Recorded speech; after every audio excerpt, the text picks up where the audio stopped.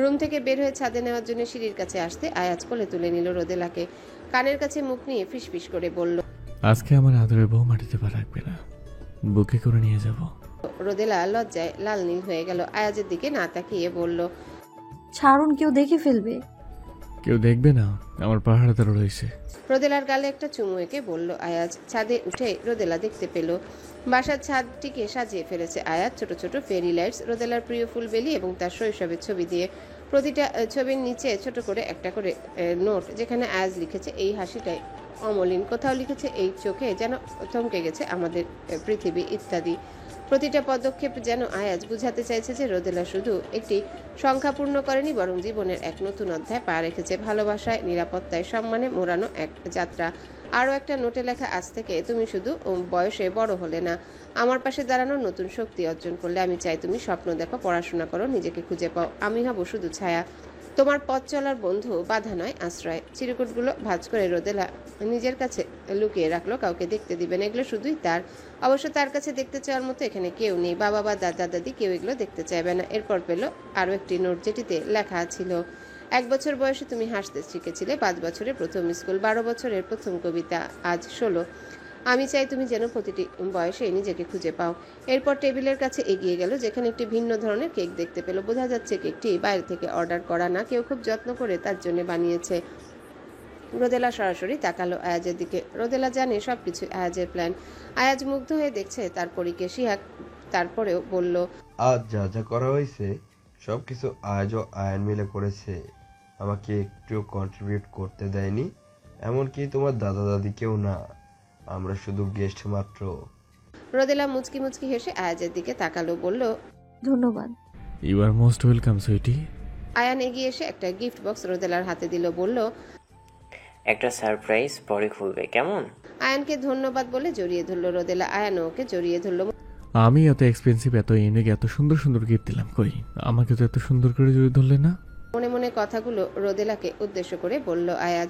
চলো তাড়াতাড়ি কেক কাটি। কেকটি আজ নিজের হাতে তোমার জন্য তৈরি করেছে, যে কখনো রান্নাঘরে যায় না, তোমার জন্য স্পেশালি কেকটা তৈরি করেছে। কেমন হয়েছে তাড়াতাড়ি চেখে বলো তো মা।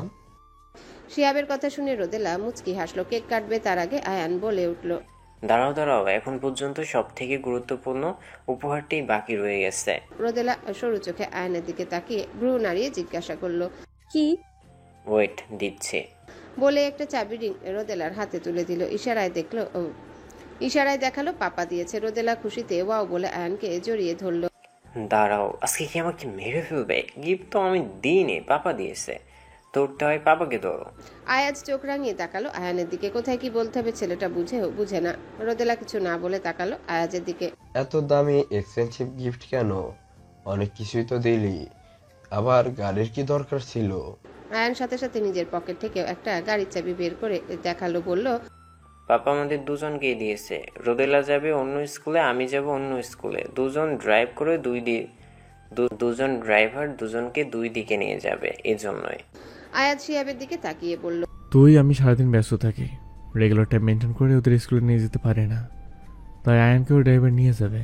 এবং রোদেলা 3 মাস পর পরীক্ষা কোচিংয়ে পড়বে, কোচিংয়ে যেতে যেন কোনো সমস্যা না হয় সেজন্য এই ব্যবস্থা। আর এমন বিশেষ কিছু নয় সোসিল। তাও আমি কিনে দিতে পারতাম। শিহাবের উদ্দেশ্যে কথাগুলো বলল আয়াজ। শিহাব আবেগে আপ্লুত হয়ে জড়িয়ে ধরল বন্ধুকে। কানে কানে ফিসফিস করে বলল, তোর উপর আমার অনেক জিদ শালা, মানুষটা তো তুই অনেক ভালো, কিন্তু আমার সাথে এরকম শয়তানি করছিস কেন? আয়াজ ঠোঁটের কোণে হাসিটা লুকিয়ে শিহাবের উদ্দেশ্যে বলল, আমি আবার কি করেছি? তুই না করবি? তুই কি কিছু করতে পারিস? তুই তো একদম দুধে ধুয়ে তুলসী পাতা শালা। ফিসফিস করে আয়াজের উদ্দেশ্যে বলল শিহাব। আয়াজ শিহাবের কথায় পাত্তা না দিয়ে রোদেলার দিকে তাকিয়ে বলল, তাড়াতাড়ি কেক কাটো আর টেস্ট করে বলো কেমন হয়েছে। রোদেলা আর দেরি না করে দ্রুত কেক কাটলো। প্রথম পিসটা বাবাকেই খাওয়ালো, তারপর আয়ানকে, তারপর দাদা দাদি এবং সর্বশেষ আয়াজের জন্য সামনে কেক নিয়ে গেল। আয়াজ এক দৃষ্টিতে তাকিয়ে আছে তার ষোড়শী বউয়ের দিকে। রোদেলা কেকের পিস আয়াজের মুখের সামনে ধরলো। আয়াজ রোদেলার দিকে তাকিয়ে থেকে রোদেলার হাত ধরে হালকা একটু মুখে নিল কেকটা, সাথে রোদেলার একটা আঙ্গুলও মুখের ভেতরে নিল। তারপর হাতটা একটু চেটে বলল, এতক্ষণ ভালো লাগছিল না, কিন্তু এখন ভালো লাগছে। কেক কাটার টেস্ট রোদেলা লজ্জায় মাথা নিচু করে ফেললো। আয়াজ মুচকি মুচকি হাসলো। রোদেলার কানের কাছে মুখ নিয়ে ফিসফিস করে বলল, happy birthday my dear wife. 16 বছর পূর্ণ করেছ। এই খুশিতে তোমার জন্য অনেকটা গিফট আছে। রুমে চলো আমার। কিছুক্ষণ পর সবাই যার যার রুমে চলে গেল। আয়াজ, আয়ান ও রোদেলা ওদের রুমের সামনে আসলো। আয়াজ আয়ানকে কিছু একটা বলল। আয়ান চুপচাপ রোদেলার ঘরের দিকে চলে গেল। আয়ানকে কি বললেন? কোথায় পাঠালেন? জানতে চাইলো রোদেলা। কিছু না, আমার রুমে চলো। বলেই রোদেলার হাত ধরে রুমের ভিতরে নিয়ে গেল। রুমে ঢুকে রোদেলা অবাক হয়ে গেল। সারা ঘর ক্যান্ডেল লাইট দিয়ে সাজানো, সাদা পর্দাগুলো বাতাসে উঠছে, গোলাপের পাপড়ি ছড়ানো ছিটানো মেঝের সব জায়গায়। রোদেলা এত সুন্দর সারপ্রাইজ জীবনে কখনো পায়নি। আজ প্রথম নিজেকে নিজের কাছে প্রিন্সেস মনে হচ্ছে। বাবার প্রিন্সেস রোদেলা সব সময় ছিল, কিন্তু বাবা ছাড়া অন্য কারো থেকে এতটা গুরুত্ব রোদেলা কখনো পায়নি।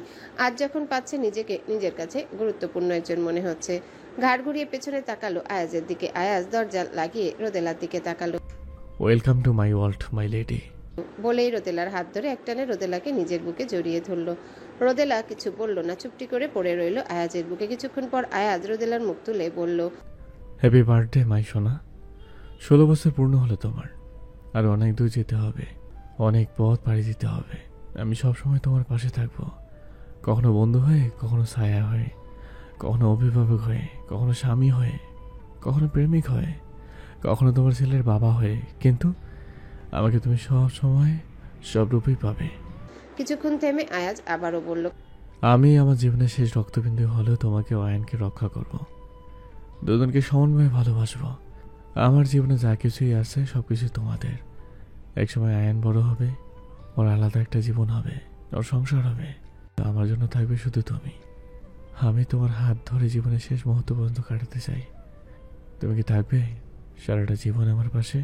কথাগুলো রোদেলার চোখের দিকে তাকিয়ে খুব আকুলভাবে বলল আয়াজ। রোদেলা কি বলবে বুঝতে পারল না, যেন ওর মুখের কথাগুলো সব জমে গিয়েছে। রোদেলা ধীরে ধীরে ওর এক হাত রাখলো আয়াজের বুকের উপর। আয়াজের বুকে আঁকিবুকি করতে করতে উত্তর দিল। থাকবো। উত্তরটি খুবই সংক্ষিপ্ত কিন্তু বড়ই প্রশান্তিদায়ক। আয়াজের বুকটা মনে হয় আজ শান্তিতে ভরে উঠল। সারাদিন প্রখর তাপদাহের পর এক পশলা বৃষ্টি ঠিক যতটুকু শান্তি এনে দেয়, মাটির বুকে আয়াজের বুকটাও ঠিক ততখানি শান্ত হলো। আয়াজ রোদেলাকে ছেড়ে এগিয়ে গেল আলমারির দিকে। আলমারি খুলে একটা প্যাকেট বের করলো। প্যাকেটটা ধরিয়ে দিল রোদেলার হাতে, বলল, আজকে আমার জন্য একটু সাজবে প্লিজ? রোদেলা অবাক হয়ে চেয়ে রইল আয়াজের দিকে। আজকে কি হয়েছে মুনতাসির সাহেবের এমন করে কেন কথা বলছে? রোদেলা প্যাকেটটা আয়াজের হাত থেকে নিল। প্যাকেটটা খুলে দেখতে পেল একটা সাদা রঙের শাড়ি, একটু সাদা পাঞ্জাবি। সাদা পাঞ্জাবিটা নিজের হাতে নিয়ে বলল, এটি আমার, আর শাড়িটি তোমার জন্য। যাও চেঞ্জ করে এসো। আমার জন্য একটু বউ সেজে এসো প্লিজ।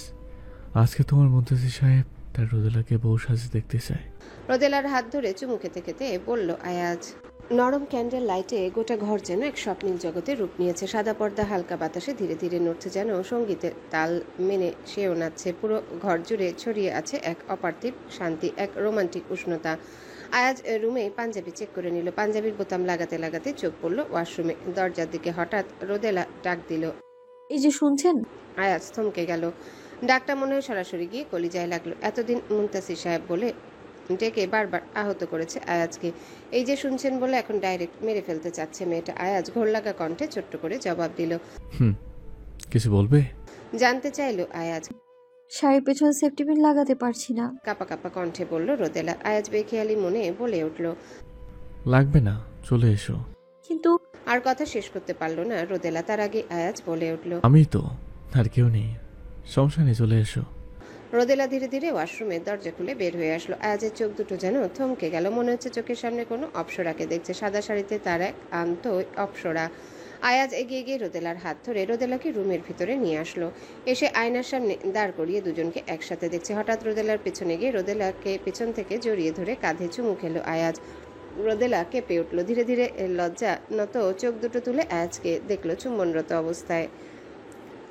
সাদা পাঞ্জাবিতে কোনো শ্যামবর্ণ পুরুষকে এত সুন্দর লাগে কখনো মুনতাসির সাহেবকে না দেখলে বুঝতে পারতো না রোদেলা। এই মুনতাসির সাহেব শুধু তার একান্তই তার। এই মুনতাসির সাহেবকে কখনো কারোর সাথে শেয়ার করবে না রোদেলা, মরে গেলেও না, মনে মনে ভাবছে রোদেলা। আর কত দেখবে সোনা? আসার পর থেকে আমাকে দেখে যাচ্ছ, নজর দিতে দিতে আমাকে শুকিয়ে ফেললে। বলেই হাসলো আয়াজ। আমি কখন আপনাকে নজর দিলাম? আমার বই গেছে আপনাকে দেখতে। তাহলে আমার একটা সুন্দর সেক্রেটারি আছে, ও দেখবে আমাকে। বলেই তাকালো রোদেলার দিকে। কিছুক্ষণ থেমে আবারও বলল, আমি তোমার দিকে তাকাই বা না তাকাই, আমি সবসময় বুঝতে পারি তোমার চোখ দুটো আমাতে স্থির থাকে। দেখতেই পারো, কোনো সমস্যা নেই। দিনভর দেখো, রাতভর দেখো, আমাকে দেখবে না তো কাকে দেখবে? তোমার চোখ দুটো শুধু আমাকে দেখবে। আমাতে যাতে স্থির থাকে ওই চোখ দুটো, আর অন্য কোনো পুরুষকে কখনোই দেখবে না। তুমি শুধুই আমার। বলে আবারও রোদেলা চুল সরিয়ে কাঁধে চুমু খেলো আয়াজ। আমি তো শুধু আপনাকে দেখব, কিন্তু আপনি অন্য কাউকে দেখবেন বা আপনাকে কেউ দেখবে তার আগেই আপনার জান নিয়ে নিব আমি। আয়াজের দিকে তাকে একদমই কথাগুলো বলল রোদেলা। আয়াজকে হুমকি দিচ্ছে তার প্রিয় নারী। আয়াজের একটু মন্দ লাগলো না, বরং আরো খুশিতে গর্বে বুকটা চওড়া হয়ে গেল। সাদা পাঞ্জাবি আর সাদা শাড়িতে মুনতাসির আর রোদেলা একে অপরের চোখে ডুবে যাচ্ছে। শুদ্ধ ভালোবাসার প্রতিচ্ছবি যেন ওদের দুজনার মধ্যকার নীরব দৃষ্টিতে। বিছানার পাশে রাখা গোলাপের পাপড়িগুলো মেঝেতে ছড়িয়ে ভালোবাসার এক মৃদু আলাপন এঁকে রেখেছে। মৃদু সুগন্ধি বাতাসে ভেসে আসছে সেই চেনা পরিচিত ঘ্রাণ বেলি ফুলের, যার এক একটা নিঃশ্বাসে প্রেম আরও গভীর হয়ে উঠছে। মুনতাসির ধীরে ধীরে হাত বাড়িয়ে রোদেলা চুলের একপাশে সরিয়ে দেয়, চোখে চোখ রাখে। তুমি জানো, এই আলো আর ছায়ার মাঝে তুমি যেন কোনো এক কবিতার মতো লাগছো, যার প্রতিটি লাইন আমি মনে মনে আবৃত্তি করে যাচ্ছি। রোদেলা লজ্জায় মাথা নত করে ঠোঁটে মুচকি হাসে, কিন্তু মুখে কিছু বলে না। রুমের প্রতিটি কোণ আজ ভালোবাসার সাক্ষী। এই রাত, এই নরম আলো আর দুজন মানুষ যাদের মাঝে কোনো শব্দের দরকার নেই, শুধু নিঃশব্দ অনুভূতিই যথেষ্ট। আয়াজ হাত দুটো দিয়ে রোদেলার উন্মুক্ত উদরে চেপে ধরল। রোদেলার পিঠ ঠেকলো আয়াজের বুকের সাথে। আয়াজ আরও জোরে চেপে ধরল রোদেলাকে, বুকের সাথে মিশিয়ে নিল। রোদেলা থরথর করে কাঁপছে। এই অনুভূতি কি শিহরণ রোদেলার জন্য যে একদমই নতুন। সে কি বুঝে মুনতাসির সাহেব? ধীরে ধীরে আয়াজের হাতের গতিবিধি বাড়তে লাগলো। এর মধ্যে হঠাৎ রোদেলার বুক থেকে আঁচল পড়ে গেল। রোদেলা এক মুহূর্ত অপেক্ষা না করে মুহূর্তের মধ্যে পেছনে ঘুরে আয়াজকে জড়িয়ে ধরল। আয়াজ বুঝতে পারলো রোদেলার সমস্যা। রোদেলাকে জোরাজুরি করলো না, চুপচাপ ওর বুকে লেপ্টে থাকতে দিল। কিছুক্ষণ পর বলল, আমি চোখ বন্ধ করে আঁচলটা তুলে দিচ্ছি। বলেই আয়াজ চোখ দুটো বন্ধ করে রোদেলাকে ছেড়ে ধীরে ধীরে নিচ থেকে আঁচলটা তুলে হাতে নিল। নিচে বসে চোখ বন্ধ রেখে রোদেলার উন্মুক্ত উদরে হালকা করে নাক ঘষে চুমু এঁকে দিল। রোদেলা চমকিয়ে উঠল। আয়াজ সাথে সাথে দাঁড়িয়ে শাড়ির আঁচলটা রোদেলার কাঁধে জড়িয়ে দিল। আয়াজ চোখ খুলল, ধীরে ধীরে রোদেলার দিকে তাকালো।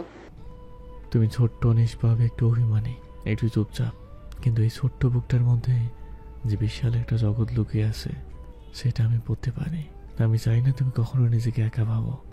রোদেলার দিকে তাকিয়ে কথাগুলো বলল আয়াজ। একটু থেমে আবারও বলল, আমি আছি সবসময় তোমার হাসির জন্য, তোমার চোখের জল মুছে দিতে, তোমার পাশে ছায়া হয়ে দাঁড়িয়ে থাকতে। জীবন যতই কঠিন হোক তুমি কখনোই কাঁদবে না।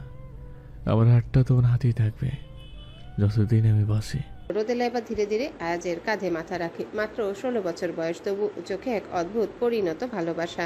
সে একটু চুপ করে থাকে, যেন বুকের গভীর থেকে কথা সাজিয়ে আনছে। তারপর মৃদু কণ্ঠে বলে, আমি জানি আমি এখনো ছোট, কিন্তু এই ছোট্ট বুকে যে আপনার জন্য এত ভালোবাসা জমে আছে সেটা কি আপনি জানেন? আমি হয়তো এখনো জীবনটা পুরোপুরি চিনিনি, কিন্তু আপনাকে চেনা, আপনাকে ভালোবাসা, এইটুকুই আমার সবচেয়ে বড় সত্য। মুনতাসির চৌধুরী রোদেলার হাতটা আলতো করে নিজের দু হাতের মাঝে নিয়ে চুমু খেতে লাগলো। রোদেলা তখন বয়সে কেবল 16, একটা কোমল ফুলের মতো সময়। মুনতাসির জানে ভালোবাসা মানে কেবল দেহের টান নয়, বরং এক আত্মিক বন্ধন, এক অটুট নির্ভরতার জায়গা।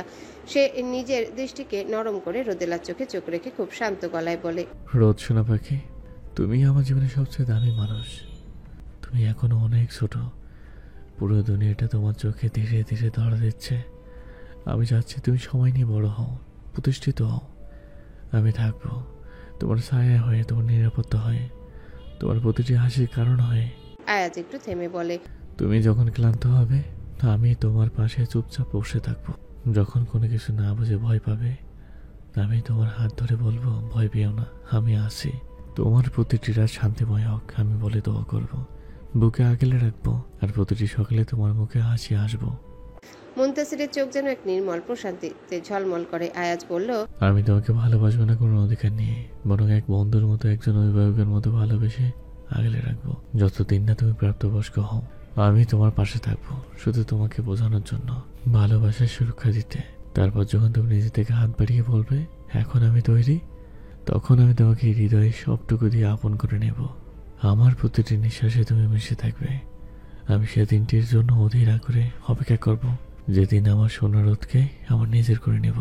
তোমাকে ভালোবাসার চাদরে মুড়িয়ে রাখবো সবসময়। তখন কিন্তু তোমার কোনোভাবে ছাড় নেই। যখন যেভাবে তোমাকে আমার প্রয়োজন, তুমি আমাকে সেভাবে দিবে তোমাকে। বলেই রোদেলার দিকে তাকিয়ে চোখ টিপল আয়াজ। রোদেলা লজ্জায় মাথা নিচু করে রইল। আজ রোদেলা ভালোবাসায় আবেগে আপ্লুত হয়ে কিছু বলতে পারছে না। চুপটি মেরে আয়াজের বুকের সাথে নিজেকে মিশিয়ে রাখলো। রোদেলা আজ কিছুই বলবে না, সে শুধু তার মুনতাসির সাহেবের থেকে শুনবে। রোদেলা জানে তার মুনতাসির সাহেব তাকে কি বলছে, কোন অধিকারের কথা বলছে। রোদেলা মুগ্ধ হয়ে শুনছে তার মুনতাসির সাহেবের কথা। একটা লোক এত গোছানো, এত পরিণত, এত সুন্দর করে কিভাবে কথা বলতে পারে? মন্ত্রমুগ্ধের ন্যায় তাকিয়ে রইল রোদেলা। আয়াজ রোদেলার থুতনি ধরে মুখটা উঠালো। কতক্ষণ রোদেলার দিকে তাকিয়ে থেকে বলল, আমি তোমাকে শুরু থেকে ভীষণ ভালোবাসি রোদেলা। নিজের সাথে নিজেই যুদ্ধ করেছিলাম তোমার সাথে নিজেকে না জড়াতে, কিন্তু শেষ পর্যন্ত ব্যর্থ হয়েছে। পারেনি, তবে আমি খুশি আমি ব্যর্থ হয়েছি। সবাই হয়তো আমাকে স্বার্থপর বলবে, শিব আমাকে স্বার্থপর বলবে, কিন্তু আমি ভীষণ খুশি স্বার্থপর হয়ে। নিজের জন্য এই প্রথম স্বার্থপর হয়ে যাচ্ছে। আয়াজ কথাগুলো বলতে বলতে রোদেলার ঠোঁটে চুমু দিল। কিছুক্ষণ পর রোদেলাকে ছেড়ে আবারও বলতে শুরু করল, আমি তোমাকে অনেক ভালোবাসি রোদ। এত ভালোবাসবো পৃথিবীর কেউ তোমাকে এত ভালোবাসতে পারবে না। রোদেলা চুপচাপ শুনে চোখে এক আশ্বস্ত ভালোবাসার ঝিলিক। সে জানে মুনতাসিরের এই ভালোবাসা ক্ষণিকের জন্য নয়, বরং আমরণ পর্যন্ত। রোদেলার কাছে ভালোবাসা মানেই মুনতাসির সাহেব, কিন্তু রোদেলাও খুব করে চায় মুনতাসির সাহেবের কাছেও ভালোবাসা মানেই যেন শুধুমাত্র রোদেলা হয়। আয়াজ বুঝতে পারছে রোদেলার মনের আকুতি। রোদেলাকে আশ্বস্ত করার জন্য আয়াজ আবার রোদেলার ঠোঁটে চুম্বন করলো। এবার একটা গভীর চুম্বন করলো, যেন রোদেলাকে সবটুকু সুখ নিংড়ে দিতে চাইছে আয়াজ। কিছুক্ষণ পর রোদেলাকে ছেড়ে দিল। রোদেলা ঘন ঘন নিঃশ্বাস নিচ্ছে, হাঁসফাঁস করছে। রোদেলার ঠোঁট মুছতে মুছতে রোদেলা চুলগুলো ঠিক করে কানের পিছনে গুজে দিয়ে বলল, এভাবেই পাশে থেকো, আমি আর তোমার কাছ থেকে কিছুই চাই না। রোদেলা খুব জোরে আয়াজকে জড়িয়ে ধরল। আয়াজের বুকের ভিতর মনে হলো সাগরের ঢেউ যেমন আছড়ে পড়ে, তেমন রোদেলাও আছড়ে পড়ল। আয়াজ রোদেলাকে কোলে তুলে নিয়ে বিছানায় বসে রোদেলাকে নিজের কোলে বসালো। তারপর মোবাইল বের করে মোবাইলে সেলফি মোড অন করে দুজনের একটা হাস্যোজ্জ্বল সুন্দর রোমান্টিক ছবি তুলল। বিবাহিত জীবনে এটি আমাদের প্রথম ছবি রোদ সোনা। রোদেলা আয়াজের হাত থেকে মোবাইলটা নিয়ে ছবিটা দেখলো, ঠোঁটের কোণে খেললো মুচকি হাসি, বলল, সুন্দর। আয়াজ হাত দিয়ে রোদেলার মাথার চুলগুলো হাত বুলিয়ে দিতে দিতে বলল, অনেক রাত হয়েছে, চলো ঘুমাবে। কালকে পার্টি আছে, মনে আছে তো? আগামীকাল পার্টির জন্য ড্রেস শিহাব কিনে রেখেছে, তোমার ঘরের আলমারিতে আছে, নিয়ে নিও। আমি আনতে চেয়েছিলাম, কিন্তু এটা শিহাব করতে চাইলো। বাবা হিসেবে তো একটা অধিকার আছে, তাই না? রোদেলাকে বুকে জড়িয়ে ধরে যখন মুনতাসির শুয়ে আধো ঘুম আর জাগরণে দুলছে তার মনে, তখন এক অদ্ভুত শান্তি আর গভীর অনুভব খেলা করছে। রোদেলার শরীরের উষ্ণতা তার বুক জুড়ে ছড়িয়ে আছে, এক মায়াবী স্বস্তি এনে দিয়েছে, যেন পৃথিবীর সব ঝড় পেরিয়ে এসে পৌঁছেছে এক নিরাপদ নির্জন দ্বীপে, যেখানে শুধু তার আর রোদেলার নিঃশব্দ ভালোবাসাটুকু টিকে আছে। এই মেয়েটাকে কেন আমি এতটা ভালোবাসি, কেন সে এভাবে এসে আমার সাথে মিশে যায়? রোদেলার নিঃশ্বাসের ছন্দে তার নিজের হৃদস্পন্দন যেন তালে তাল মিলিয়ে চলে। তার কাঁধে মাথা রেখে ঘুমিয়ে থাকা রোদেলাকে দেখে তার মনে হয়, ও যদি জানতো এই মুহূর্তটা আমার কাছে কতটা পবিত্র। আয়াজের ভিতর তখন গভীর কৃতজ্ঞতায় নারীকে পাওয়ার জন্যে, তার ভালোবাসা ছুঁয়ে যাওয়ার জন্যে। সে চায় সময়টা স্থির হয়ে থাক। আয়াজের মনে একটাই প্রার্থনা, রোদেলা যেন কখনো কষ্ট না পায়। ওর চোখে যেন আয়াজ শুধু ভালোবাসা এনে দিতে পারে। প্রতিটা সকাল যেন শুরু হয় ওকে জড়িয়ে ধরে এভাবেই। এই ঘুম, এই রাত, এই আলতো নিঃশ্বাসের ভেতরে আয়াজ হারিয়ে যাচ্ছে একটা জীবনভর ভালোবাসার স্বপ্নে। ভোর 4টার দিকে রোদেলাকে কোলে নিয়ে রোদেলা রুমে শুইয়ে দিল আয়াজ। আয়ান এবং রোদেলা একসাথে শুয়ে রইল। আয়াজ চুপচাপ দরজা চাপিয়ে দিয়ে নিজের রুমে এসে শুয়ে পড়ল। আজ আর জগিংয়ে গেল না। সন্ধ্যা 7টা, পার্টির ভেন্যুতে সবাই উপস্থিত হয়ে গেল। শিহাব এখনো এসে পৌঁছায়নি। নিচে দাঁড়িয়ে কাকে যেন বারবার ফোন করছে। আয়াজ শিহাবের নাম্বারে কল করলো। কিরে, কোথায় তুই? তোর অনুষ্ঠানে তুই হাজির নেই? কত লোক জানতে যাচ্ছে তোর ব্যাপারে, সবাই মেয়ের বাপকে চায়। হাই শালা বলে তার জিভ কামড়ে ধরলো আয়াজ। মনে মনে ভাবলো, শালার শ্বশুরও এমন একটা শ্বশুর পেল যার সাথে এখন সম্মানের সাথে কথা বলতে হবে, যাকে কিনা শালা ছাড়া কথা বলতে পারে না। এই প্রথম নিজের এবং শিহাবের জন্য কষ্ট হলো আয়াজের। ফোন কেটে পার্টিতে আবারও প্রবেশ করলো আয়াজ। চোখ ঘুরিয়ে দেখছে সব আয়োজন ঠিক আছে কিনা। ক্যাটারিংয়ের দায়িত্ব থেকে শুরু করে ডেকোরেশন, মেহমানদের আপ্যায়ন, খাওয়া দাওয়া, ডিনারের মেনু, ড্রিঙ্কস, মেহমানদের লিস্ট পর্যন্ত সবকিছুই পর্যবেক্ষণ করেছে একা আয়াজ। লাইটিংয়ের ব্যবস্থাটাও গুরুত্ব সহকারে দেখছে আয়াজ। আয়াজ চায় যখন রোদেলা ভেন্যুতে প্রবেশ করবে সমস্ত স্পটলাইট রোদেলার উপরে থাকবে। শহরের আশেপাশে যত বেলি ফুল পেয়েছে সব নিয়ে এসেছে আয়াজ। আজ রোদেলা যেখানে যেখানে হাঁটবে তার পায়ের নিচে গোলাপ ফুলের পাপড়ি দ্বারা সুসজ্জিত থাকবে। স্টেজে সমস্তটাই সাদা এবং লাল কম্বিনেশনে সাজানো, বেলি এবং গোলাপের কম্বিনেশনে। বেলি রোদেলার খুব পছন্দের ফুল এবং আয়াজের পছন্দের স্মেল, এবং গোলাপটা ডেকোরেশনের সৌন্দর্যের জন্য রাখা হয়েছে। সবকিছু ঠিকঠাক পরিপাটি দেখে সন্তুষ্ট চিত্তে আবারও ফোন দিল শিহাবকে। কিরে তুই এখনো আসছিস না কেন? রোদেলা কোথায়? শিবরা গিয়েছে রোদেলাকে তৈরি করে আনতে? এসেছে? শিবরার সাথে যোগাযোগ হয়েছে তোর, নাকি আমি কল দেবো? এক নাগারে ফোন ধরতে এই কথাগুলো বলল আয়াজ। দাঁড়া দম নে, কোনো প্রশ্নের উত্তর দিব। শিপ্রাকে কল করেছি, ও কল রিসিভ করছে না। শিহাব আরও কিছু বলবে তার আগে মেন গেটে গাড়ির হর্নের আওয়াজ পেল শিহাব। দেখলো গাড়ি থেকে বের হলো এক সুদর্শন পুরুষ। বের হয়ে বাম দিকে এসে দরজা খুলে দিল লোকটি। গাড়ি থেকে বের হলো শিপ্রা এবং পেছন থেকে বের হলো রোদেলা। শিপ্রাকে অন্য এক পুরুষের সাথে হাসতে হাসতে কথা বলতে দেখে শিহাবের ভেতরে যেন হঠাৎ কিছু একটা গুঞ্জন দিয়ে ওঠে। বুকের ভেতরটা কেমন খালি খালি লাগে। ঠিক হিংসা নয়, কিন্তু তার থেকেও গভীর কিছু, একটা অধিকার হারানোর ভয়, হঠাৎ একটা টের পাওয়া ভালোবাসা। শিপ্রার চোখে যে উচ্ছ্বাস আর অন্য ছেলেটার কথা শুনে যেভাবে মাথা নেড়ে হেসে উঠছে, সেটা শিহাবের ভেতরে ঈর্ষার আগুন জ্বালিয়ে দেয়। ওর হাসিটা আমি তো দেখি, কিন্তু এখন মনে হচ্ছে সেটা আমার জন্য না, আরেকজনের জন্য। এই ভাবনাটাই অসহ্য লাগছে। শিহাব নিজেকে বোঝাতে চায়, এটা কিছু না, শিপ্রা স্বাধীন, তার অধিকার আছে যার সাথে খুশি কথা বলার। কিন্তু মনের ভেতর থেকে একটা কণ্ঠ বলে ওঠে, হ্যালো বন্ধুরা, পরবর্তী পার্ট খুব তাড়াতাড়ি আসবে, তো সবাই অপেক্ষায় থাকো। আর চ্যানেলটি যারা এখনো সাবস্ক্রাইব করোনি তারা পরবর্তী পার্ট দেখার জন্য চ্যানেলটি সাবস্ক্রাইব করে রেখো। ধন্যবাদ সবাইকে, আমাদের সাথেই থেকো।